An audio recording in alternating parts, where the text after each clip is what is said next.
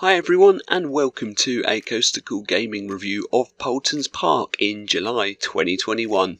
In this review we're going to be talking about the new roller coaster and themed area, the park operations and our general thoughts about the park.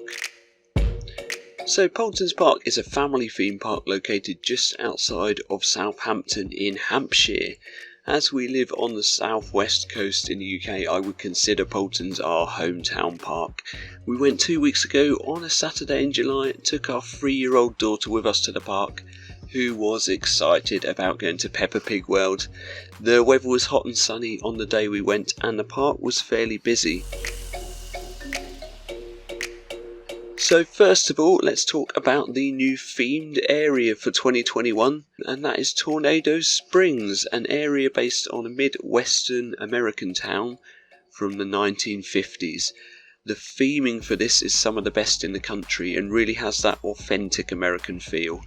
The area comes with a selection of family and thrill attractions, restaurants and kids play areas. Let's talk about the star attraction for Tornado Springs, which is the Storm Chaser, a Mack ride spinning coaster, which is basically a clone of Sierra Sidewinder at Knott's Berry Farm. Having ridden Sierra Sidewinder myself a few years back, I somehow don't remember the ride that well, and Storm Chaser felt like a completely new ride experience to me. I feel like the station, queue line and general theming around the coaster really adds to it and makes it seem unique. And for a family spinning coaster, it really does build up some speed and get some good spins on it, and it is quite a fun ride. Probably the best coaster in the park now as well. So the other new additions to the new area include a themed gyro spin, a junior drop tower and a car ride. The restaurant in Tornado Springs is excellent as well, with some reasonably priced American style fast food. Unfortunately the selection is quite limited, but definitely a better selection than what's on offer in other parts of the park, especially the Peppa Pig World. So the operations for the park were reasonably good for a busy day in the school holidays, with the heaviest queues being in the Peppa Pig World area. Most of the rides there had about a 45-minute queue line, with the staff getting people on and off the rides as quickly as possible. This is mainly because it's a family area, lots of kids there. A lot of them go straight to that area of the park and don't even visit the rest of the park during their visit. So the operations on Storm Chaser are excellent, as although it doesn't have a huge capacity, the ride seems to have a very quick turnover, and it barely had a queue line all day. The longest queue I could see in the park was for Flight of the Pterosaur, which didn't have a queue time listed at the front of the ride, but the line was almost full. I believe this coaster can only run one train, so I didn't feel it was worth queuing for it this time. In general though, the staff are excellent at the park, very friendly, getting people through quickly, and they're good with the kids too. In terms of how they're handling the current restrictions, social distancing and mask wearing is encouraged but not enforced, which, as this is in line with the current advice, I think is fair enough.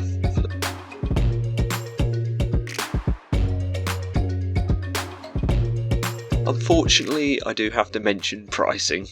Now, if you've been before, you'll know it's quite expensive for this park. The price of a ticket is £37.75, which is more than Alton Towers when you buy in advance for most of the season.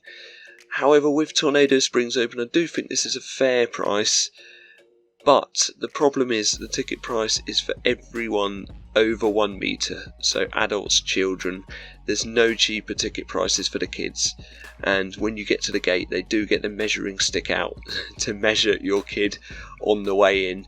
So our little one was just under the 1 metre and just about got in free, but on the next visit we would have to pay for her, so that will probably influence our decision to consider going again until she's a bit taller and old enough to get on more of the rides.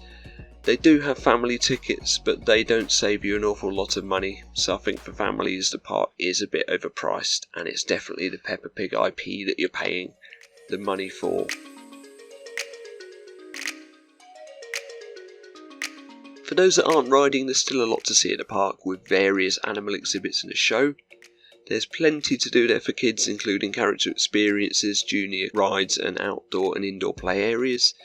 For the older kids, there are a number of roller coasters and family thrill rides, a log flume and various other rides. Quite a lot of old school rides and attractions there as well, which is always nice to see. All in all, I think the park is a really nice family-run style theme park with lots to keep everyone occupied all day, nice scenery and gardens, and a great selection of rides. The new Tornado Springs area is the best investment the park have made in a few years and really helps add to the selection of rides on offer. I do think it's some of the best theming in the UK, and I do think that Storm Chaser is one of the best, if not the best, family coaster we have in the UK now. So overall, we look forward to returning to the park at some point, but because of the pricing, we'll probably leave it a few years until it's more worth it for us as a family. So that is the review of Paultons Park for July 2021. I hope you enjoyed watching this. Thank you very much, and I'll see you in the next one.